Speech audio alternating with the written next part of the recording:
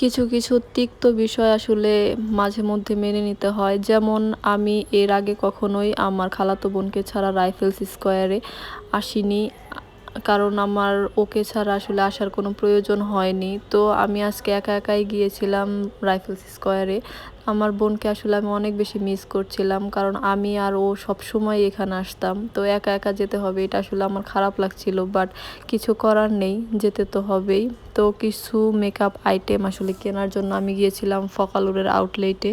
মূলত আমার বোনের জন্যই মেকআপ প্রোডাক্ট কিনতে গিয়েছিলাম। ও এখন ভিলেজে আছে, সেজন্য আমারই যেতে হয়েছে। আর ফকালুরের প্রোডাক্টগুলো সব অথেন্টিক। আমার কিংবা আমার বোনের যখনই কোনো কিছু কেনার প্রয়োজন হয় আমি সবসময় এখানেই চলে যাই।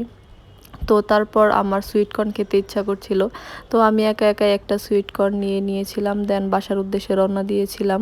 সামনেই দেখছিলাম রাস্তায় বিয়ের গেট সাজানো। আসলে আমার অনেক ভালো লাগছিল।